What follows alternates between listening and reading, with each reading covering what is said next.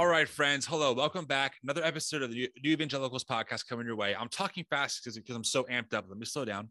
Welcome to the show. Okay. On this episode, I have Jessica Malaty Rivera, who is a COVID and virus epidemiologist expert. Okay. She's on the leading front lines of COVID, of vaccines. She's been doing this way before COVID was a thing.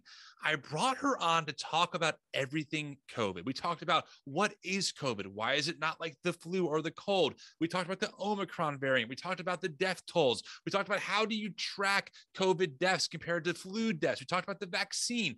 This is the podcast episode for you if you are someone who has questions about COVID and the vaccines and their effectiveness, etc. So I really appreciate Jessica coming on to have this conversation. I hope you enjoy it. I've been wanting to get someone on for a long time like this, and this is someone that I was honored to have on the show. That being said, thank you to everyone who supports the work that we do. The reason why I'm able to make these episodes happen so quick, we recorded this on a Wednesday, it's out Monday, is because I'm able to do this work full time because of your generosity. So if you're able to support us financially, it would mean so much. You can click on the link in the show notes or on the YouTube comment section, like the description, and you can donate there. It would mean so much. It keeps us going. It allows us to get this information out to you. Of course, if you can't do that, we totally get it. If you can share the podcast, give us a rating, a review, tell a friend, that would mean so much. All right, friends, without further ado, here's my episode. Hope you enjoy it. All right, so this interview, we're recording on a Wednesday. We're actually going to put it out next Monday. So we're doing this one real quick because it's a very important topic. So I got to say, I am truly honored to have Jessica Malaty Rivera on the podcast. I've been following your Instagram for a while, and I just want to read a little bit about who Jessica is for the audience to understand the gravity of who we're talking to. So Jessica Malaty Rivera is an infectious disease epidemiologist and science communicator. She earned her MS in emerging infectious diseases from the Georgetown School of Medicine and has dedicated the last 15 years of her career to disease surveillance research, public health policy, and vaccine advocacy. Her specialty is in translating complex scientific concepts into impactful, judgment-free, and accessible information for a diverse audience. Okay, now I could go on, but hopefully that gives the audience a sense of the weight we have someone on the podcast, friends, who is an expert in, I don't know, something that's happening right now. It's a pandemic called COVID-19. So Jessica, it's an honor to have you. Thanks for making time. Thanks for having me. Good. Yeah, absolutely. I want to start here. You know, I kind of read basically a little bit of your background, but why don't you kind of give the audience, if you want, just a little bit of your story. Who is Jessica? How did you get into this line of work? And then we'll go from there. Yeah, it's a funny story and had many twists and turns into where I've landed now. But I was a pre-med, very pro-science undergrad at USC.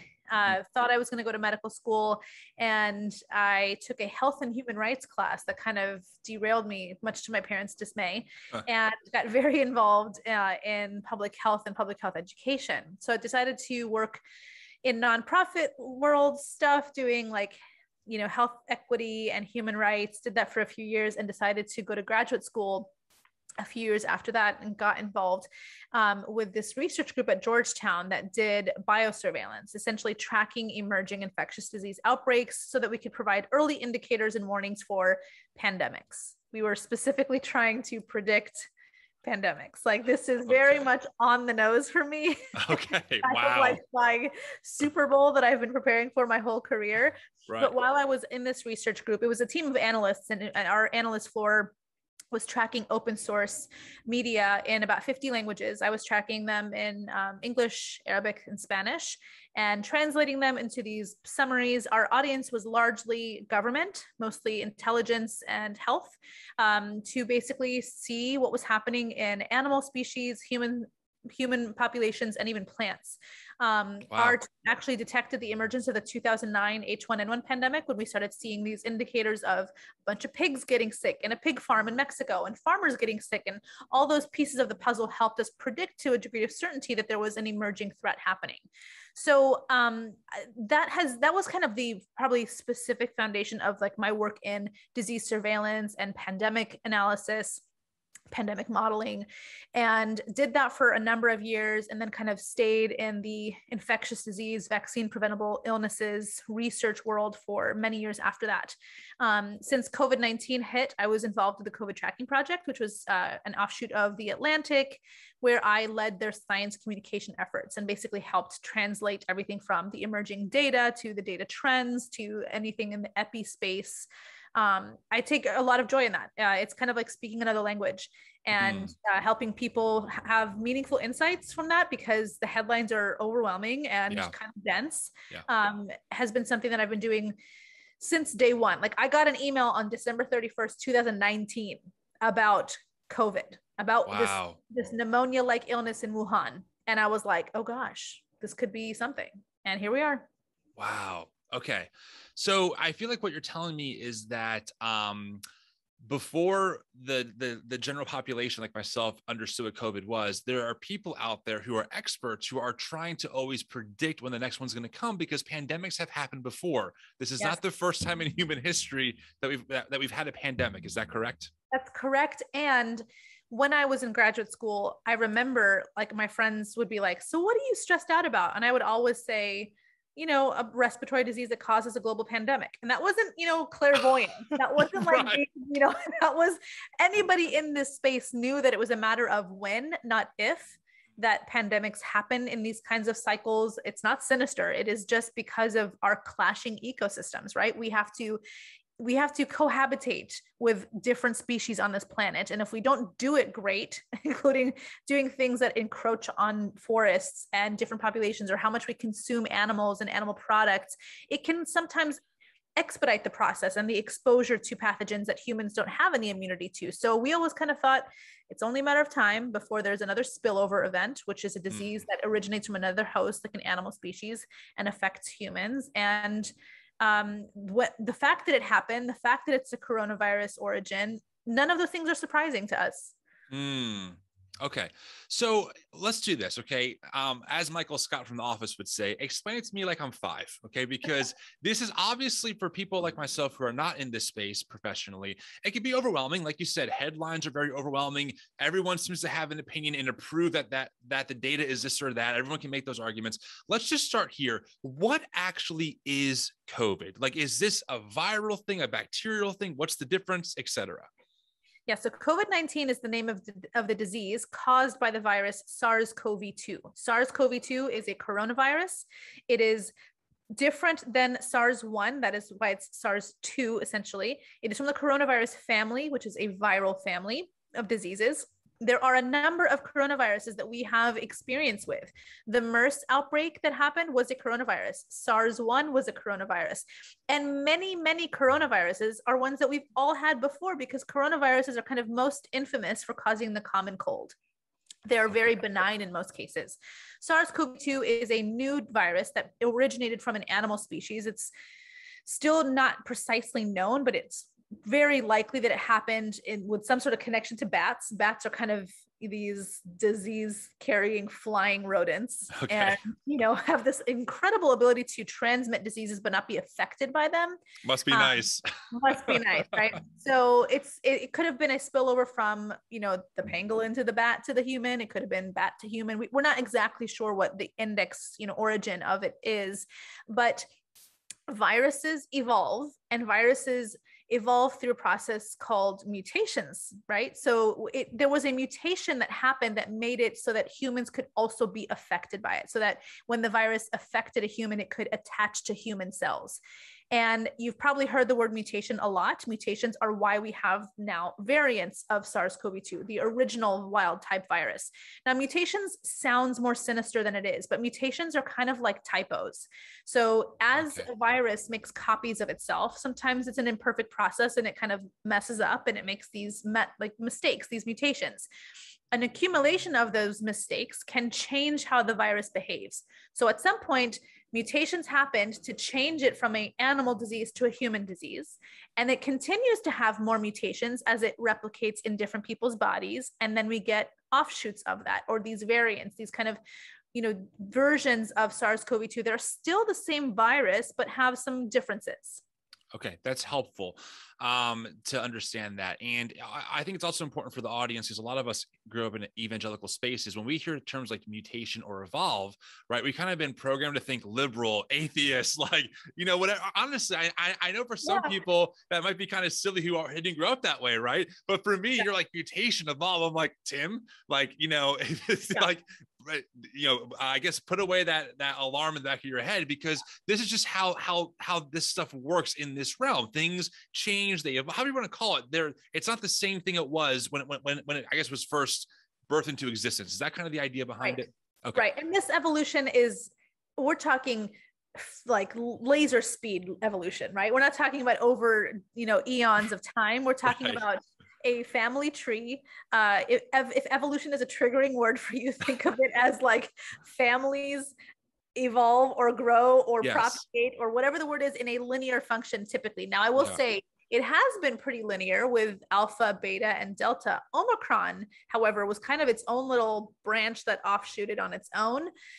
Either way, it's because there is, you can look at genomic sequencing like a family tree. There is this, you know, big papa, the original wild type, and then the little kids kind of come out as more of the virus evolves, air quotes. Yes. And we're not talking about, you know, like X-Men evolution here where we all get superpowers, unfortunately, but maybe we'll say. So I guess one of my questions I want to ask you is why does it seem like the medical community, CDC, recommends social distancing and mask wearing? Why is that important? You know, again, you hear a lot of things, and if you're on Twitter or on social media, it feels like everyone has an opinion. One person says masks are not effective at all. One person says it's the absolute, you know, silver bullet. So why does the CDC recommend that we mask up and that we socially distance? What's the benefit of that? Yeah, so SARS-CoV-2, the virus that causes the disease COVID-19, is a respiratory virus, which means that it affects the cells in our respiratory system that are in our nose, in our mouths, and in our throat. So the reason why we recommend things like masking is to reduce droplet spread from person to person. Droplets is, you know, gross, but they come out of your nose when you sneeze and your mouth when you sneeze and talk and sing and do anything kind of like, you know, loud. And masks can help protect the person you are with and also protect you as the wearer from other people's droplets. The reason why we recommend social distancing or physical distancing is because typically, this is a rough estimate, those droplets can transmit about 6 feet. It's not like something magical happens that there's a force field or something at 7 feet and like SARS-CoV-2 dies. It's that typically a person's expulsion of droplets is around 6 feet. And so keeping your distance can also reduce your risk. I think we have to remind folks that these are all tools that are imperfect, but when done in conjunction with each other, they can create a healthier system for you. It is not about disease elimination or risk elimination for that matter. It's about risk reduction. And these are all ways to help reduce that risk. Now, what about when I've heard people say that, you know, well, the masks aren't effective because the virus is actually small enough to pass through the masks. So it's totally useless. It makes no sense. How do you respond to that? Yeah, so that's not true, right? I mean, and not all masks are created equal either. So there is a hierarchy in mask quality with N95s, respirators, typically, you know, used in the medical community as being the top most effective way to reduce the transmission of those particles. N95 means that like 95% of those tiny particles are, you know, prohibited or prevented from crossing that physical barrier. And the size of the virus is not what's actually transmitting, right? It's the droplet. The virus is in the droplet and the droplets are big. It's what you spit out of your mouth. So we're not talking about something that needs to be a microfilter in that regard. It's something that's going to stop something on a microorganism level or micro droplet level. It's droplets, physical droplets from our body. And so, like I mentioned, there's a ranking, right? So N95 being top, primarily used in healthcare settings. And then KN95s, which is the Chinese version of a NIOSH approved N95. Then there's the KF94, which is equivalent to KN95, but manufactured in Korea and up to their standards. And then you have things like surgical masks, which are great because they're multi-layered. And then you have cloth masks, which range from absolute garbage to pretty good, depending on how you're wearing it and what it's made of. So not all masks are created equal. Not all masks work in all settings. You've probably seen a lot of headlines saying wear the best mask you can, preferably something above a KN95 or above. And that's because Omicron is so transmissible. That's why we're saying that, something like that. That makes sense. Okay, so that's helpful. So one thing I wanted to get into is what makes something a pandemic just compared to like the normal flu or cold season, right? Again, another critique I hear often, oh, it's just like the flu. It's just a common cold. The mortality rate is super low. So why is this a pandemic compared to what would be like a normal cold or flu season? Yeah. So there is a degree of seasonality to the flu, right? There are peaks of flu season, which is why we have the flu season and vaccine related to it, which kind of kicks off around October-ish and runs through the spring, and then it kind of dies down. It's not that there are 0 cases of flu that can happen in the spring and summer. It's just that it's very seasonal, right? That is a flu epidemic, right? It happens in localized places. It's not always like a destabilizing event. We've had flu pandemics. H1N1 in 2009 was a pandemic. And pandemic, if you think about the origin of the word, pan means global. So pandemic means that there are multiple outbreaks, multiple epidemics happening on a global level, affecting multiple populations at the same time. Now, like I mentioned, we've had flu pandemics in the past. Flu is not impossible from becoming a pandemic. Pandemic just means kind of the degree to which there are outbreaks that are caused by a destabilizing virus or, pathogen that is affecting many, many populations at the same time. Now, what makes COVID-19 a pandemic is precisely that. It is affecting the whole world. It is a respiratory virus that is spreading very easily, that not a single country has been completely immune to. To compare it to the flu is at this point should become very, very obvious that it's not. The flu does not crumble our healthcare system. The flu does not cause 200, 300% capacity surges in ERs. The flu does not cause 900,000 deaths in 2 years. Right. So we need to be very, very careful and kind of emotionally competent to kind of say things like, it's just this. Flu is typically really bad for kids. Thankfully, COVID-19 isn't as bad, but to say that it's not bad for kids is also incredibly insensitive. So it's scientifically and even just statistically speaking, not comparable whatsoever. And if we saw the degree of seasonality that we do with flu, with COVID-19, we wouldn't be entering year 3 here. Right. Yeah, that makes sense. I did some Google research myself. Not that I'm an expert or anything, but I was looking up like just CDC numbers for the flu. I think in 2017 through 2018, they said that there's about 48 million cases of the flu, about 50,000 deaths is what they said on their site. But with COVID, we've had 50 million cases, 800, almost now 1 million deaths. And it's like just that alone should tell you what you need to know, right? But again, one of the critiques I hear from people is, oh, well, they're counting deaths differently with COVID, right? So the flu the flu deaths are different than COVID deaths. So go ahead, break this down for us. Explain to us, how do we count an actual COVID death? And is it consistent with how we normally count deaths related to some kind of virus? Yeah, I think that it's a very insincere claim to say that deaths are inflated, especially as somebody who worked on tracking all of the COVID metrics. We were counting tests, hospitalizations, cases, and deaths in all 56 states and jurisdictions. We are very familiar with how death certificates are reported and how death reports are submitted to the state health departments and to the CDC. And there's nothing sinister about it. In fact, I will say what is sinister is the fact that what we know now as the death count is an undercount. There are more people that have died of COVID that have not been properly processed or recorded for a variety of reasons. So we're talking about a number that is far, far less. I don't know if you saw, there was recently a headline that said something about 5 million global deaths from COVID-19, but the actual range is closer to like 10 to 12 million deaths worldwide, which is devastating, right? And I will say that after spending a lot of time with this data and talking to many physicians and pathologists who work specifically with people's deaths and how they died, death is not always a single thing. It's not like a linear thing where it's just you died of one thing. It's usually a cascade of consequences, right? Which I think is often manipulated by folks who are COVID deniers.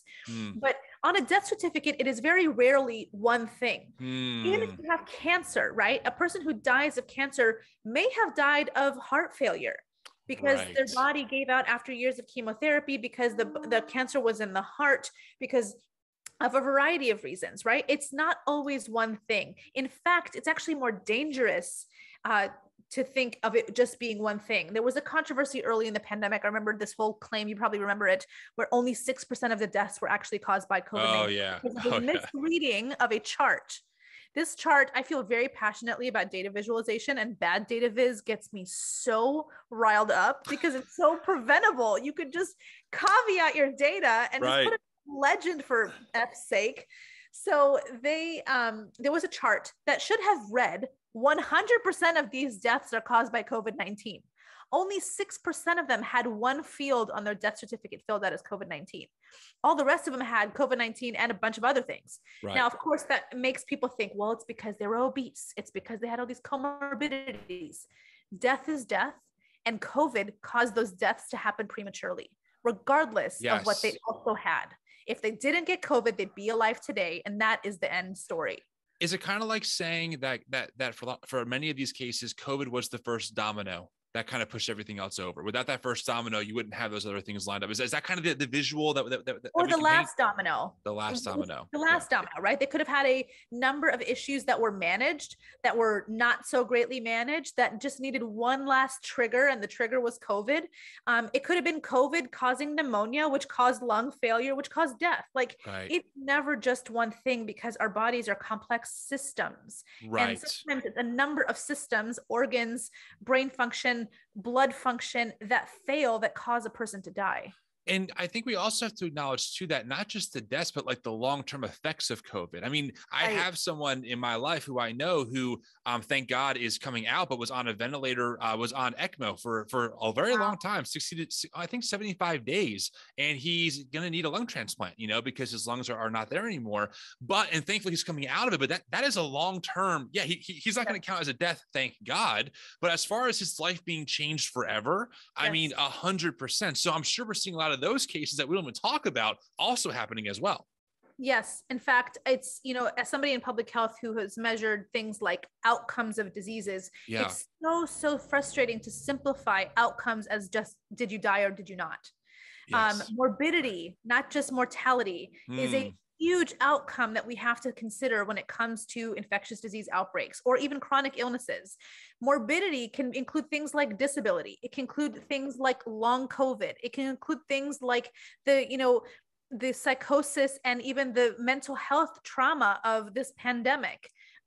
It's so much more than just, did you die or not? And it's a rough and a singular data point to say the disease was so bad it caused this many people to die, when we don't even know the full extent of long COVID. There are some people who have a couple symptoms. Maybe it's altered sense of smell and taste. Some people have chronic ringing in their ears. Some people have cardiovascular issues and neurological issues that are still being diagnosed and continue to destabilize their lives and cause long-term disability. The ways in which this virus is affecting our bodies, and even are affecting the ways in which we talk about its effect on our bodies, is something we will be studying for many, many years. Okay, that's helpful. In your experience in the data that you've seen, what is the relationship to people's either long-term effects or death compared to their access to healthcare? How is that connection? Are you seeing that happen in the US? I've heard things like COVID's really affected specifically minority groups because of their lack of access. Is that a thing that you're seeing in the data? Absolutely. So while we were at the COVID tracking project, we had a tracker within that tracker for race and ethnicity. Now, race and ethnicity data has always been terrible in this country because we've never been able to categorize people correctly. And that is because we rely on, very, very flawed categories designed by the US Census, which has a lot of racist and generalizing biases in it. Now, and we also know that things like zip code are one of the largest indicators of public health outcomes, that you can often say there are certain demographics in certain zip codes that have less access, like you said, to things like healthcare or doctors who are believable and trustworthy, or in the context of COVID, testing or vaccines, right? I remember when we were looking at some of the data in the middle of the pandemic, and we were seeing these revelations in the data, which were actually not that revealing. It was kind of a once again, reaffirmation that healthcare here is a human rights issue. Yes. And that racism is a public health emergency. Yeah. Because you were seeing things like 2.5x worse outcomes among communities of color compared to their white neighbors. Wow. And then you compare things like the testing numbers and their proximity to testing facilities. And you were like, this is unbelievable. When testing facilities would pop up, they would end up in white neighborhoods. They would end up in affluent neighborhoods. When the vaccines came up, there was a huge push to avoid the kind of continuation of this issue that we call vaccine deserts, which are places in which it's hard to get a vaccine because of issues of transportation, issues of not having access to childcare, not having access to paid time off.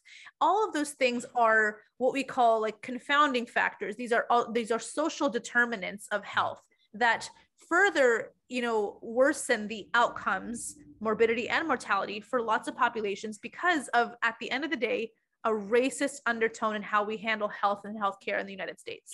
It's one of those things where, so I run the new Evangelicals. I created it. We have a great team here. I've been doing a lot of work the past year just to understand and do my best to start decolonizing myself a little bit, because as a white male in the world, I'm one of the most privileged types. And as I read more and more history now, and we interview all kinds of people, academics, scholars, it's every topic we start out with, whether it's health or whatever, education or whatever, wealth, all roads lead back to some form of racism. And I for some people that really unsettles them, but the more I'm reading history that has the receipts, the more I'm like, no, it's pretty blatant. Like, it's pretty clear. I was even thinking when you said zip codes, I'm like, redlining, that is redlining. That is the effects of redlining still happening to us today.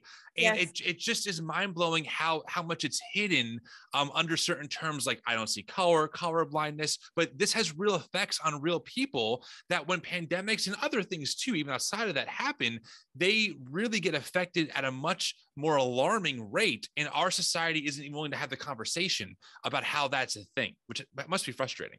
Yep, absolutely. I mean, I remember in 2020, when we were kind of in the peak of a lot of the Black Lives Matter movements and the protests. And, I got a lot of flack from a lot of people who feel like, oh, but I'm pro-science and I'm not racist.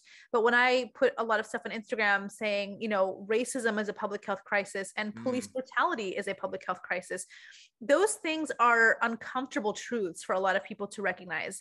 Yeah. But there are multiple epidemics that are happening at the same time right now. It is not just COVID-19. It is this underlying condition that has created systems of medical mistrust, not because of Black and brown communities being not trusting. It's because the medical community is not trustworthy. Yes. And the reason why they're not trustworthy is because of years of trauma, years of neglect, years of experimentation on Black and brown bodies, years of using people for the purpose of, science, for the sake of science. And I think that we have to recognize the fact that there are communities here who have never felt like the government is going to help them or going to care for them or going to have their interests in mind when designing things like even vaccine clinical trials. I remember when the trials were going out, there were lots of us in the space saying, we really, really hope that there's diverse participation, knowing that participating in one of these things is a leap of faith and a leap of trust, because a lot of times Black and brown people will look at medical providers and say, you've not listened to me before. You don't treat my pain the same way. You don't treat my concerns the same way. As the trials began, it was not great, but by the time we got to phase 3 trials, I was pleasantly surprised to see that about 40% of participants were non-white, which is a step in the right direction. But my God, we have so much work to do to fix the issue of racism in our healthcare, because it continues to create these worse outcomes. Yeah.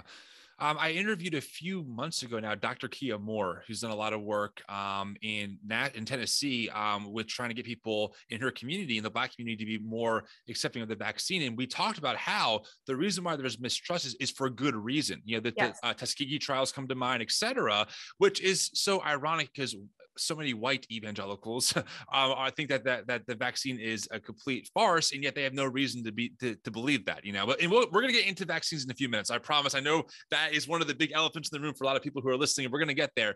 Yeah. So let's talk about the healthcare system in America. I think a lot of people, and again, I'm not sure how much you know about my context, but I grew up in white evangelical America, you know, Rush Limbaugh, Sean Hannity. So American healthcare is great. It doesn't need to be socialized because that's socialism and Marxism and whatever else.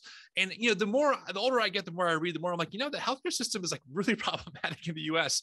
How has that affected the COVID response? Like the healthcare system, was it ready for something like this? I mean, it seems like it wasn't, but it seems like no one who can make decisions on this level really want to have that conversation about how like the US healthcare system is doing terrible for being in the world's richest country. I mean, how much time do you have? Oh man, I'll buckle up for this. Yeah.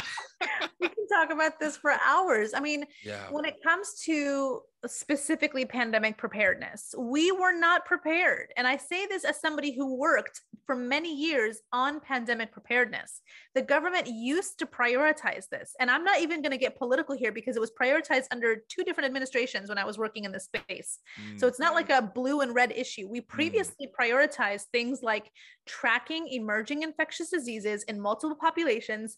It was very well funded, but as the governments, they love to save money. They love to not have to pay contractors and other universities and other groups to do the work for them. So they started, you know, zeroing out those contracts and brought the work inside, which we then learned atrophied into nothing. And I remember early on, a lot of these, you know, folks, the pundits and people who were commentators being like, why don't we have a forecasting like weather system for diseases? And I'm like, we did. We had it. We invested in it heavily. And then we decided that because public health is invisible when it works, that because we're not seeing all these threats happening as often as we're seeing other threats happening, like in, you know, wars and climate change or whatever, because it's not an imminent threat, we thought it was less of a priority. So it deeply hurts as somebody in public health to see this lack of prioritization, because if you wanted to compare it to other steps in preparedness, look at how much money we spend on the military. Look at how much money we have to spend on fire departments. I'm not saying to defund those things. I am saying those are steps that we do so that we are not caught with our tail between our legs when an emergency actually happens. You don't build a fire station when a fire starts. You have it there just in case. Right. And I think this is a perfect example of how we don't consider public health as valuable as things like allopathic clinical care when it comes to medicine, because you just don't see it as much.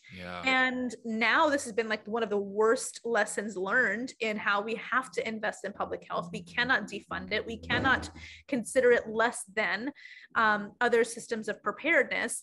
But I mean, even when it comes to the federal response after the fact, we watched it from day one. We botched it from never prioritizing contact tracing. We botched it from literally till this day, never testing enough. We botched it from never prioritizing things like science communication when it comes to vaccines. I mean, vaccine hesitancy and misinformation about vaccines is not new. It's literally since the beginning of vaccines, like back in the ancient times of smallpox. There have been conspiracies about how vaccines originate and what they do to your bodies. We could have gotten ahead of that. And to hear even like the NIH director say, I wish we had known that the vaccine hesitancy thing would be such an issue. Like I could have flipped my desk when I heard that. Right. We knew this since day one. And so it's this kind of like cascade of failures that is why this has been one of the deadliest lessons for this country. Yeah, no, that makes a lot of sense. And I'm thinking about even from Trump to Biden. And I'm thinking about how I think it was Jen Psaki, who's like the spokesperson for the Biden admin, like making the joke, like, what do you think we should do? Test everyone? And now we're finally getting tests sent to us, right? But I'm like, listen, I try not to be, I mean, I'm critical of Trump for evangelical reasons, but I try to understand that, you know, the government's big, a lot of things have to get moving. But like the fact that it took almost, 2.5 years in to get free testing. I mean, I just spent $80 on 4 tests from Amazon before all this. I even got the option to get a free test. I'm like, this is not a cheap thing to do. No. And like, I feel like, you know, it took 2.5 years for the federal government to say, here, we're going to send you tests and maybe masks. I mean, it's crazy. I know. I was just this morning texting a colleague of mine being like, how many times is Jen Psaki going to have to scoff at a reporter and then 2 weeks later do exactly what they asked? Right. I mean, she scoffed at the mention of sending free tests. She scoffed at the mention of sending high quality masks. Today, the Biden administration announced that they're going to have 400 million N95 masks available at pharmacies across the world for everybody to receive. And you're like, does it really take a question and a passive aggressive response to like get you to listen? Right. We've been saying this for years. Meanwhile, countries in Asia and countries in Europe are probably looking at us like, bless your heart, we've been doing this since day one. Right. Totally. No, I think that's a really fair point. And I think it just shows like how there's just work to do, you know, and it's frustrating because we have this, it seems like there's this extra layer of nonsense, and that's the whole conspiracy world, which I want to kind of dive into for a little bit, because a couple of things. I remember when everything first happened with COVID, there was the YouTube documentary Plandemic that came out. Okay. I remember because I know that because not only friends of mine at the time, but pastors were sharing it from their Facebook feed. Okay. Now, I was not doing New Evangelicals work then, but I was still like very frustrated with Trump and very like, why are we fighting wearing masks? I mean, it makes sense. Then I'm seeing pastors post like legit nonsense, right? Like pure conspiracies. And it seems like the rise of pop level conspiracy theories, I know they've always been there, but it seems like this is really done so much more harm in the pandemic. Like it's really inflated, and perhaps no greater point than the vaccine hesitancy that we're seeing. Yeah. So let's go into vaccines for a little bit. First off, let's just start here. Let's start with one of the big elephants in the room. This vaccine was produced too quickly and therefore it's not safe. So whenever you hear that, how do you respond to that? I think that from a person who's not been in this space with the kind of proximity that I've had to this research, it is a very fair question to ask. I don't make fun of the question. I don't think it's a dumb question. I think it's a very fair question, which is why, again, had we been, very proactive on our comms front, we could have preempted the doubt and skepticism from the very beginning. But I'll just go ahead and answer the question with how I've always answered it, which is we are so fortunate to have had decades of research. Think of it like a runway being paved for years and years and years to prepare for the plane to finally take off. Yeah. Years of research in mRNA technology, in mRNA vaccine technology to get us to this point. It is not new in that regard. For years, even Mrna and the NIH was working on MERS research, on creating specific vaccines for coronaviruses, because we knew that coronaviruses have this kind of like ability to be very prolific, to spread really quickly worldwide.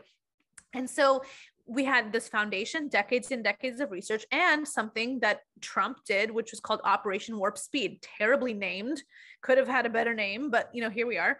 And what that did was create a system of fluidity in a process that usually is filled with red tape and bureaucracy. When people say things like, it usually takes 5 to 10 years to create a vaccine, absolutely, it used to. It used to, because that's how much bureaucracy and financing issues and red tape scientists had to go through to continue to finance their research to go from phase 1 to phase 3. What Operation Warp Speed did was provide a consistent stream of money to prevent that. Not to mention the fact that if you work in clinical research, sometimes people aren't like that excited about joining a clinical trial. There were people lining up all over the world to sign up for these trials. So there was no like incentivization needed. There was no like huge campaigns to get people to sign up. Everybody wanted to be a part of it. There was tons of money to keep it going. And one of the other things that's a huge barrier is the endpoints. So if you're doing a trial on a disease that is not disrupting the world, or a condition that is not like destabilizing, you have to wait a long period of time to get to the endpoints. What I mean by endpoints are kind of like the goals or the objectives of the hypothesis, which is, in the case of COVID-19, you needed to get this many infections happening in the context of the vaccine trial to see how many infections were severe, how many infections led to hospitalizations, and how many infections led to death. There were so many things that made this the kind of perfect opportunity for a well-oiled machine to be fully financed, to operate under the perfect conditions, to make it so that it happened, air quotes, fast. But it did not cut any corners. So is it fair to say, and tell me if I'm wrong, I can't believe I'm going to say this, but is it fair to say that when the government and the private sector work well together, this is what can actually happen. Like we get vaccines out quickly, including, listen, I mean, I'm critical of Trump. Let's give credit where credit is due. You said Trump did Operation Warp Speed. That's a good thing. And to Trump's credit, and I have a lot of things I don't credit him for, but to his credit, he's very outspoken about getting vaccinated. He's very outspoken about getting boosted. I mean, Candace Owens interviewed him and like she had to swallow her tongue when he said that. And she went live later to say, I think he's just too old to understand. I'm like, oh my God, like I cannot believe this is happening. He doesn't read the news. Right. Yeah. It's like, well, thank God, like Trump is pro-vaccine. And I'm honestly thrilled to hear that because of his initiative, we're able to reap the benefits quickly of having the vaccine. So can you describe, again, in simple terms, that's one of your skills here, what is an mRNA vaccine? It sounds close to DNA. Are we changing DNA here? Like, how does this work? Yeah, I first want to acknowledge what you said is absolutely true. Like, this is the perfect example of, like, think of it like a group project gone well. Everybody does their part, everything is being done, and it's perfect collaboration. Like, it was an ideal scenario in that regard. Now, when it comes to the specifics of mRNA technology and what the mRNA vaccine is, mRNA is a very specific component that's already present in our bodies. It's called messenger RNA. And what it does is it sends a message to create specific proteins. That's like not just related to COVID-19 vaccines. Like that's what they do. Okay. mRNA in this context was the specific code on how to make the protein of just the spike. So you probably know how coronavirus looks, the SARS-CoV-2 virus, like a ball with a bunch of spikes. Right. Essentially what this is doing is creating this like cheat sheet, telling your body, hey, this is what the spike protein of this antigen, this virus looks like. If you see it, create antibodies to attach to it so it doesn't enter your cells. It's like, think of it like a Snapchat message, a short-lived message, a preview, like a mugshot of this is the bad guy, don't let him in, right? Yeah. The mRNA is so fragile. It's so fragile that it has to be encapsulated in this like lipid bilayer, this like fat bubble. Basically, that's just to get it to its final destination, which is in your cytoplasm, to like go and tell the message, and it degrades shortly after. Now, where is your DNA? If you remember from like high school biology, your DNA lives in your nucleus. The nucleus is this encapsulated part of your cell that has nothing to do with what's going on outside. The mRNA cannot even enter the nucleus where the DNA is. The mRNA is just sending this message in the cytoplasm, like kind of like space around it, saying, hey, antibodies, you know, do your thing. Hey, T cells and B cells, do your thing. And then it degrades, like the body basically digests it through ribosomes and it's gone within probably 48 hours. So the concern that it changes your DNA is literally impossible because it doesn't even enter the nucleus where the DNA is safely protected. The idea that it could cause anything long-term is literally impossible because it doesn't even last in your body very long. It's there sending a message and piecing out. It's the pigeon, right? Messenger pigeon. Here you go. I'm out of here. I'm flying away. Fly. Exactly. So okay. So let's dig into this for a few minutes, if you don't mind, because this is really helpful. And again, I like you said, I appreciate that you're willing to say, I get that there are questions. Questions are not bad. Okay. Totally. We all have questions. When we don't understand something, we have to ask questions about it.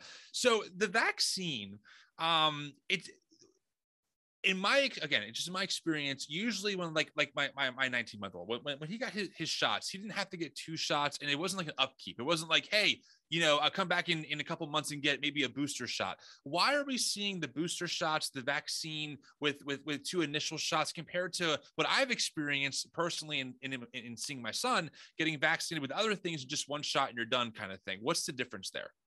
Yeah, great question. So the mRNA vaccines, Pfizer and Mrna, were created in a 2-dose series, and they were created as the first dose being the prime and the second dose being a boost.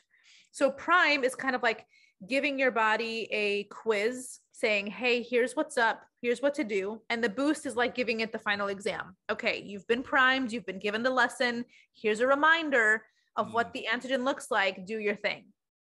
A booster dose has kind of always been in conversation about this because we knew that the pandemic was not going to end at the vaccines. It was going to slow, and we wanted to increase it. 2 things have to be in equilibrium for it to end, right? We need to have high vaccination and low transmission. We've never had either, unfortunately. We're getting there slowly, but those things have just been so off balance that it makes it really, really difficult to kind of get to the finish line. So the 2-dose vaccine series was intended to do that prime boost. And we thought over time, whether it's because of variants or because the continued, transmission being high, we might need to give the body another reminder of like, hey, just so you know, this guy's still out here. J&J was a little bit different because J&J was intended to be a single dose. Right. The effectiveness over time proved to be not as great as the mRNA series. And so they recommended a second dose, AKA booster. But when boosters came along, it was primarily because over time, some of the neutralizing antibodies that were triggered by the vaccine were fading. It was not significant to say it was no longer effective. You have to think about it like there's no reason for your body to be like in high activation mode the whole time. You don't want that, right? You want your body to just be aware and alerted.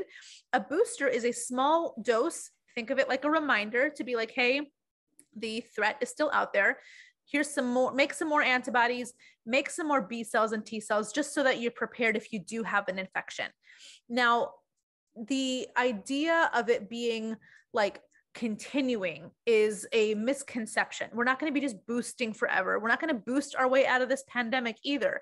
But when it comes to the fact that we are now in one of the worst surges where transmission is super high and the variant is causing a lot of breakthrough infections. A breakthrough infection does not mean vaccine failure. It's just another opportunity to prevent further transmission of the virus and to prevent further illnesses that can be prevented through vaccines. Okay, that's really helpful because, and I think we have to understand too that whenever there's a variant, right? Obviously, it's a slightly different version of what the vaccine was maybe originally created to prevent. Is that kind of the case? Kind of. Is that not how it works? I mean, the vaccine's goal from the very beginning of the first clinical trial was to do two things: to keep you out of the hospital and to keep you alive. And the vaccines are still doing that. Now, getting a breakthrough infection with Omicron kind of sucks because especially if you haven't been boosted, it's been a while since your body had that reminder and you might feel pretty lousy. Statistically speaking, you're not going to be hospitalized or die, but it's not impossible, especially for those who are the most vulnerable, those who are immunocompromised, those who are, elderly, those who have a lot of underlying conditions. So people love to bring up like Colin Powell, who died. Colin Powell had multiple myeloma. I mean, that is basically like a cancer of your immune system. He was at an extremely high risk of having a poor outcome, even though he's highly vaccinated or fully vaccinated. And that's because there was so much virus around him. So that again, it's because of that balance that's been so off. When you think about the reason why you boost, it's just longevity. It's adding additional protection. And we're not trying to prevent infections. That's a nice to have. We're trying to prevent severe outcomes. Okay. I think that is such $1 million point that we have to hone in on, because I think people, however they get their news or whatever, we're under the impression that when I'm vaccinated, I'm pretty much have this invisible force field around me where I'm just totally not able to either get sick or spread it. And that, like you said, from the beginning of developing the vaccine was never the point. The point was to pretty much eradicate death and to keep you out of the hospital, which statistically, everything I've seen shows, even if you get Omicron, you're really unlikely to virtually, I mean, it's not impossible, but it's highly unlikely that you're going to die or end up in the hospital. So in that sense, the vaccine is doing its job. Is that correct? Exactly, because and I think this is where what kills me the most is that this desire for like an all or nothing reaction, that it has to be 100 or 0. Right. And it was just never intended as such. There is no vaccine that is 100% effective. In fact, preventing infections, like we've said from the very beginning, requires layers and layers of protection. It is a combination of things. We've used the Swiss cheese model multiple times about reducing risk of infection, not completely eliminating it, because there's so much virus. So it's getting a vaccine, it's wearing a mask, it's practicing physical distancing, it's reducing your high risk exposure and high risk activity, it's staying away from people who are vulnerable. All those things are layers and layers and layers to reduce the risk of infection. And then if you get infected, which has been happening a lot, you're probably not going to die. Right. So let's talk about the Omicron variant. It seems like that thing has just been, I mean, it ripped through my friend circle. My wife, who's pregnant, got sick. Thankfully, she's vaccinated and everyone's totally cool. We only had one night where we were a little concerned about maybe her going to the hospital, but she ended up pulling through, no problem. But it seems like this variant is just ripping through the country. But again, here's what I'm hearing, right? Oh, it's not as severe, thank God. So it's like a common cold again, I guess maybe the death rate is slower. So what are you seeing? Give me some data on this. Is the Omicron variant as dangerous as like the typical COVID variant? Or, I mean, maybe Delta is a good way to say it. And are you seeing, reduced deaths, et cetera, with Omicron? Yeah. I think we need to be very careful with how we compare things like severity and what it actually means. I don't think it's, a wrong question. I think that we should be asking that, but I think we have to remember all the things, including the fact that calling it mild, for instance, like simply calling Omicron mild, is inaccurate in the sense that a mild virus doesn't cause infrastructure strain on our healthcare system. A mild virus does not cause crisis care triage policies to be enacted in hospitals across the country where they have to ration care and figure out who's least likely to die and they can wait the longest. That's not mild. Now, as far as how it affects the body, it seems that people are faring off pretty fine. I mean, it sucks, right? Like you're still going to feel pretty lousy. She was out of it, yeah. This is when it's maybe appropriate to say it kind of feels like the flu or it kind of feels like the cold. Now, getting it is not a good policy. Like that's not a strategy in public health to like just get it and get it over with. But there's just so much of it. And Omicron, like I mentioned before, was not part of the linear evolution or offshoot of the SARS-CoV-2 virus. It kind of like emerged on its own. And it's just so good at transmission. It could be for a number of reasons. It could be because people's viral load is high. It could be because people just are infectious for longer periods of time. It could be because it just attaches to the cell receptors even better. It is just a more efficient version of the SARS-CoV-2 virus. Now, it is still the SARS-CoV-2 virus. It is still causing COVID-19. It is not a new virus. It is not a superbug. It is not Flurona. It is not like this combination of weird things that happened. It is the consequence, a sadly man-made consequence of having so many unvaccinated and undervaccinated populations where the virus can just spread unchecked. The more, like we talked about earlier, the more opportunities the virus has to make copies of itself, the more opportunities it can make mistakes, mutations. Those mutations can cause a change in the virus to be like a variant. And so we are not surprised at all that Omicron emerged. We're not surprised that it specifically probably emerged in under-vaccinated populations. And that's why vaccine equity is a huge part of this. We can get to the end of the pandemic, right? If we think about, now that we're talking about boosters, getting first and second doses in most people. Like I can't even begin to entertain this conversation about fourth doses because it is unfathomable to me, knowing that half the world has yet to see their first doses. They're desperate to. And so we can end this. We are prolonging the pandemic and we can end this pandemic if we are thinking about this as a pandemic, a global issue.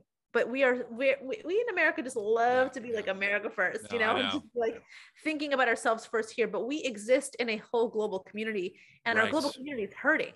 Right. And we're also highly individualistic, right? So with a lot of the arguments, well, if you want to wear a mask, feel free, but I don't have to. It's like that's not how this works. That's not how viruses transmit, and it seems like the hyper individualism, very self-centeredness of the American culture in general is really only helping to spread the virus, right? Because we don't know what it's like to think about other people and be slightly inconvenienced, aka wearing a mask, watching our social distancing. I mean, really, in the grand scheme of things that are just like really no-brainers. And it seems like it's really hurting. One last question I had, and then I'll get a few of your personal thoughts. Vaccine versus herd immunity. I wanted to cover this. Again, I hear people say, well, I think herd immunity is the right way to go, which honestly, knowing that we have over close to 1 million deaths just sounds so cruel. Like it just sounds ultimately like so dehumanizing and cruel. But on a scientific level, are you finding that herd immunity is just as strong as being vaccinated, vice versa? What are you seeing there? Well, there's a fundamental misunderstanding in what the term herd immunity means. In epidemiology, herd immunity is achieved through mass vaccination. Checkmate. I mean, now that is not to say that there isn't immunity established through people getting infectious diseases. Like many of us probably listening to this podcast, and you and me, I'm assuming, kids of the 80s, where our parents sent us to school to get the chicken pox because that was the MO back then. Like it was before the varicella vaccine was derived, we were encouraged to get this virus because it meant lifelong immunity. Now, did it come at a cost? Yes. Getting chickenpox sucks. It increases your risk of having shingles in the future. And it's annoying. Like that shouldn't be a strategy. Now we have a vaccine to prevent that kind of suffering from kids and for adults. all that to say, the primary goal to get to herd immunity is through vaccination, because you create these physical dead ends where the virus cannot propagate itself through other hosts. Now, I'm not denying the fact that people can have some sort of established immunity from natural infection. However, it is so variable. Like, you cannot even compare. And there have been studies after studies, and I'm going to get people in my DMs about this all the time, because there are some fringe studies that claim erroneously that it's somehow better or equal to vaccine-induced immunity. It is not. In fact, Omicron has been a trump card on that too, because Omicron is notorious for reinfection and doesn't care if you've been previously infected. It also kind of doesn't care if you've been vaccinated, but those who are vaccinated are much less likely to die compared to those who are unvaccinated and with previous infection. Like, people are missing that point, that the vaccines are still doing their job in protecting people from the worst outcomes. But when it comes to natural immunity, you know, Joe Schmo could have, like, and let's just use very crude numbers here, 10 antibodies, and like Anne over here can have like 10 million. Because it's not standardized, we can't establish any sort of, you know, like known protection from that to say that if you've been infected or vaccinated, you're both safe. That's just not true. Reinfection from people who have had previous virus infections with COVID-19, with other variants, are at a much greater risk of reinfection, much greater risk of hospitalization, and a much greater risk of death. And so we cannot letting the virus rip through a community is, like you said, inhumane, because it's at some point it becomes a numbers game. When we're seeing these numbers that are like 3x last January, 700, 800,000 cases per day, there is a percentage of those numbers that will always end up doing poorly, that will end up needing hospitalization. Right. And there's a percentage of that number that will end up dying. That ratio can be dramatically reduced through vaccination, because if you look at any chart any hospitalization chart across the country, it is skyrocketing. It's almost a vertical line when you look at those who are in the hospital who are unvaccinated, compared to almost a straight line of those who are vaccinated, or those who are vaccinated. How much does it bother you to see so much disinformation out there, especially from people who have a lot of sway in public opinion? Does it really just drive you crazy? It drives me crazy because, for two reasons. One, it is deadly. It is causing people to make really terrible public health choices for themselves and for their communities and people around them. And two, I think it goes back to, and this is like where Sharon and I really go off talking about this. Get me in that group chat. I want in. it just shows a fundamental misunderstandings of civics and of the actual law. Right? I feel like I have people screaming at me all the time about, you're pro censorship, you're pro silencing and deplatforming. And you're like, well, if you actually looked at what I'm calling for accountability here. And what we are protected from by the law in this amendment that is just so cherished by a lot of these people is that the government is not allowed to censor us. The government shall not create laws that limit our ability to say things in the spirit of free speech. I am not trying to say there should not be freedom of speech, but there is a responsibility in that you can't go and scream fire in a crowded theater, in the same way that you can't just make up statistics, make up erroneous claims that are intended to incite fear and intended to incite people to make harmful choices, and then sometimes derail them and send them to some like weird website to buy some alternative medicine that has no clinical data to prove that it's effective. Like, at the end of the day, if you really want to follow the money, follow the disinformation chains. No, I think you're right. I mean, I remember Jim Baker, the televangelist, was selling some silver knot bullshit, and like he had a, pretty much almost had a class action lawsuit against him for doing that. And I also, I keep pretty tapped in. I see what Joe Rogan's doing and who he has on the podcast, and it just seems like he's consistently going down the rabbit hole of not really what it is. So there's a great book called How Fascism Works by Jason Stanley. It's a great read, and he's a scholar. He talks about how some of the foundational principles of fascism is not to ask questions, but to really erode like the fundamental assumptions of how a society would function. And these questions aren't just innocent questions, right? Like, they are eroding like accepted norms that we know help people, and they end up kind of flipping it on its head and saying, well, no, this person, the government just wants to control you. They just want to put you into some mass psychosis to just become their agents of doom. And you're like, no, like that. Yeah, I guess you could see it that way, but there's no evidence of that. And when you have a large platform, there's a certain level of responsibility right? And this is for anyone. This is for me. This is for you. This is for Sharon, Joe, whoever. We have a level of responsibility just to at least be ethical in how we present things based on what we know, right? Of course, science changes, things change, and we adapt to that, clearly. But that's different than trying to undermine the very important work of vaccine efficacy and in social distancing that we know is saving lives. Well, and that's kind of at the basis of this. It's this idea that science then just becomes a opinion in which you can have varying opinions, that you can have kind of different schools of thoughts, and that data and evidence are up for debate. It's kind of like the death of both expertise and truth being at its core subjective. Yeah. And there are known truths in science that have been well established through rigorous systems of checks and balances that we call the peer review process. Like part of the process of developing data that is reliable is like repeating yourself. It's a very redundant field to be in. You have an experiment and you keep doing it to get the same results. That reproducibility gives us confidence. It doesn't mean that there isn't gray. Science is kind of the perfect example of the infinite shades of gray, but some things have been well established, specifically things like the safety and efficacy of these vaccines. Now, I will be the first to say this does not mean zero risk. All things have risk. Right. But when you come to the data and it becomes abundantly clear that the benefits outweigh the risk, then you can say with confidence that this is a public good, that it is safe, that it is effective. Now, I'm not here to be like living in this binary world of like, it has to be all or nothing, 0 or 100, no risk, all risk. That's not science. And I think that that's, again, a fundamental misunderstanding of the scientific process, of what scientific debate actually means, and what showing your work is what's required of showing your work. Yeah.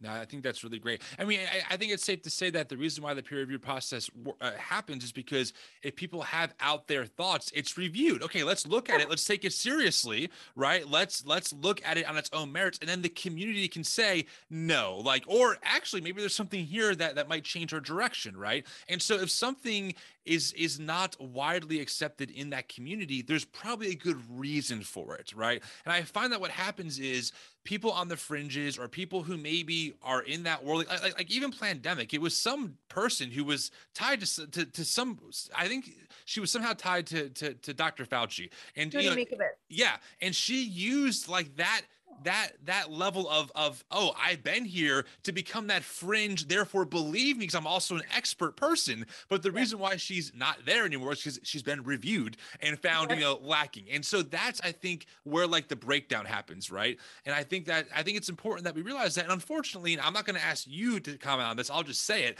white evangelicals, we know, are unfortunately the highest religious group in America to resist vaccines, to not get vaccinated, to not take COVID seriously, which on my end is so damn frustrating when we claim to follow a Jesus that says love your neighbor. And yes, it is loving your neighbor by wearing a mask and by getting vaccinated. It just is. It's how we reduce harm. And it's very frustrating, honestly. That's what I want to flip over tables all the time, just one after another. I mean, I share in your frustration. I grew up in an evangelical community. I grew up, in a Christian home. And the amount of times I've said, man, what a missed opportunity for Christians to really lead here by example, to say, we're going to pick up our cross and this for our neighbors. We're going to use our bodies as a sacrifice, which we're called to do, which we're called to love like Jesus. Jesus laid down his life for his neighbor. And I'm not telling anybody that taking a vaccine is laying down your life, but it's doing something with your body as an act of service to care for your brothers and sisters around you. And I just can't believe the obstinance for the sake of what? Religious freedom, for the sake of what? Liberty? Like, give me a break. Those are not biblical principles here that we should be prioritizing. Right. Not to mention that white evangelicals are the most privileged people to live in human existence. I mean, I'm sure you saw the big event, the Passion 2022 event, 65,000 people worshiping God, unmasked, just overloading their area. I'm like, that's not how we do it. That you're missing the whole point of being, a follower of Jesus, but you got to have your mega event, which again, it just, that's for me, what keeps me up at night. That's why I make reels. That's why we are the new evangelicals. It's very frustrating to see. And also I think it's frustrating to see like how, unfortunately, evangelicals are on the forefront of like the conspiracies. They're on the forefront of not trusting the data. And it's like, guys, like we should be leading the charge. We should be the first ones to mask up. We should, and also it is not persecution to have someone tell you have to wear a mask. That is not, it does. I think what it is, and this is my last thought, and then we'll end here. And I appreciate you, Jessica, for taking so much time, but it is the ultimate form of privilege to live in a society, right, like America, where we can get vaccinated for free while people across the globe are literally dying to get it. And we say, no, throw it away. It's evil. It's the mark of the beast. We can't take it while people are really dying. Like, it's just so unjust to have that happen. It drives me crazy. I feel all those feelings so deeply, especially because I know church leaders who've actually led their communities astray in saying things like it's the mark of the beast, or in saying things that like, by having things like shelter in place orders early on when churches couldn't meet, that they were looking at this and calling this some sort of like religious persecution and saying things to the degree of like, oh, well, we cease to be a church if we can't meet. And I'm just thinking, how incredibly American to say something like that. What about all the people in the other parts of the world who are actually cannot meet because of legitimate religious persecution? Like, that is, to me, again, a very, very, one of the millions of reasons why I think that the American church doesn't understand church. It's a business. It's a oftentimes by muscle memory and obligation practice. Like, I'm not dismissing church and the value of church. I think it's great. But what we have turned it into in the pandemic, and what we are so threatened by for the sake of public health and caring for other neighbors, to me, it just shows a complete warped view of what was modeled in the book of Acts. That's not what it was. They were hanging out in a home, talking, becoming more like Jesus. This is hour number 2. I mean, here we go. But no, I mean, you're right.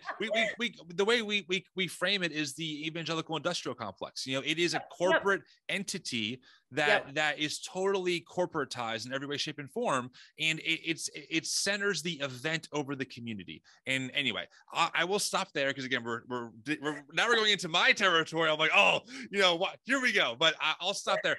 Jessica, I appreciate you making time to answer so many of these questions. I know you answer all the time. You answer them on Instagram. You answer them on other social media. You've been on CNN. You're out there. And we appreciate you making time for our community. Where can people find you? Where can they follow you? Give us all of your channels. Yeah. So I think I'm probably most reliable on Instagram. You can find me at Jessica Malaty Rivera. I also tweet a bunch of data things if you're interested in that, at Jessica Malaty, and anything in between. I usually post links though on both of those platforms if there's other stuff like this. Awesome. Well, Jessica, thanks for making the time. I'm sure we'll do it again. Yes. Thanks so much for having me.